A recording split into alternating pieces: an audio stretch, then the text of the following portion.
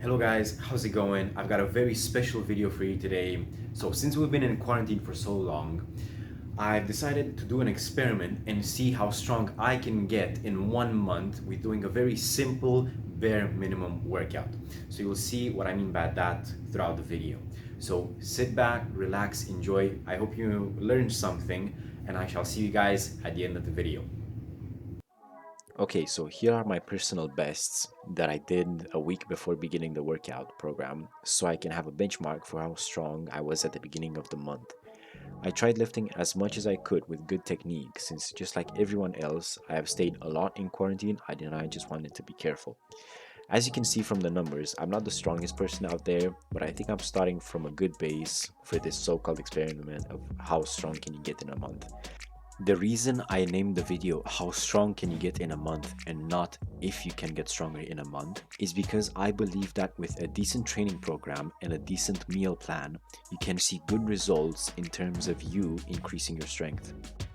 As you can see from the video, I'm trying my best. It is some exercises are a little bit wiggly since, as I said, I have been off the gym at some time and I'm just trying to get back into it. But I did try my best, and if for some exercises it seemed like I can do a little bit more, I'm just really focusing on my technique. This is the program that I designed and used. I designed it in such a way that it is close to the bare minimum of how you have to train in order to get stronger. As you can see, it is just a simple push legs pull 5x5 workout. The lifts that I want to improve on will be done once a week, and I have also added some accessory exercises just so I can promote better development for my lifts, and I also didn't want to come to the gym just to do one or two exercises. The way I calculated how much I should lift was based on 80% of my 1 rep max, and also from what I can actually do, since as you can see from my chin-ups, 7.5 kilograms does not represent 80% of 1 rep max for what I did for my chin-up. In the last week, I have also decided to change the shoulder press and seated row exercises around since I wanted to leave more rest period between my push and pull exercises. Remember guys, it is always good to start your workout with by warming up. You can use any CV machine you want. It is very good to do this before you start lifting in order to get your blood flowing better around your body. Here are some lower body stretches that you can do. Hold each stretch at least 15 seconds and do it twice. Always remember to use stretches that are specific to the muscles that you will be training. So use lower body stretches for when you're training lower body, since stretching your chest before squatting is not really useful, as it's not as useful as stretching your quads.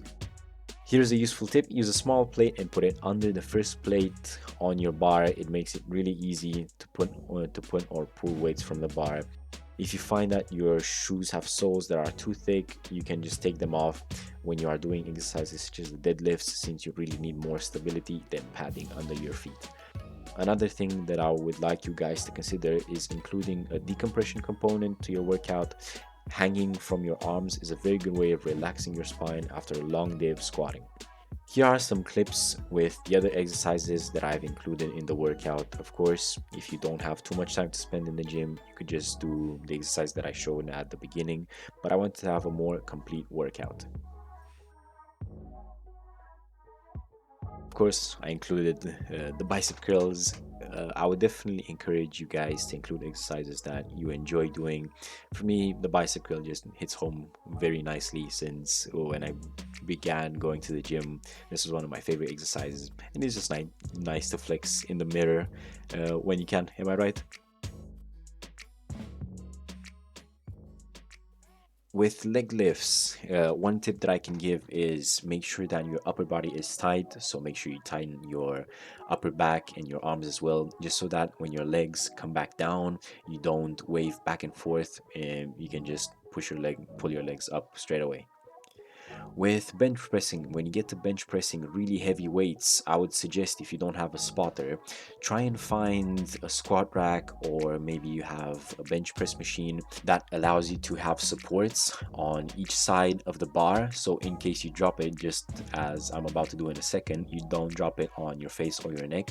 You can just leave it down on the supports and you can just come out nice and safe. When you are doing dips, make sure you are low enough to get about a 90-degree angle on your elbow. Try and face forward as much as you can so you can target the triceps a little bit better.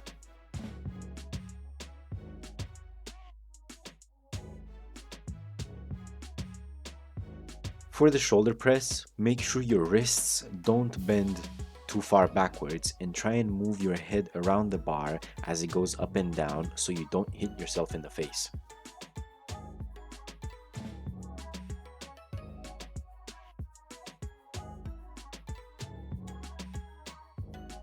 With squatting, best that I can give is keep your feet a little bit wider than shoulder width apart. Keep your knees out, pointing towards your toes, and make sure your knees don't come in when you come up from the squat, since you want your legs to be properly aligned so that no injuries occur. With deadlifting, I would suggest, if you are a beginner to the gym, do watch some YouTube videos and definitely ask someone around the gym if they can spot you, or just check your form to make sure that you are doing it correctly, since it is a high risk exercise and a little bit more complicated for the beginners. An interesting twist to doing a calf raise is to do the exercise without a Smith machine or a specialized machine weight. It adds a balance component to the exercise, but for beginners, I do still recommend starting out on the Smith machine. These are my results at the end of the month. From the clips, you will see that all of my lifts kind of went up between 5 and 10 kilograms, which is very good. This is what you should expect from a month of training. Keep in mind that this was bare minimum, so each lift I trained once a week. So these are very good results, and this is what you could be expecting if you did decide to do this same type of workout for yourself.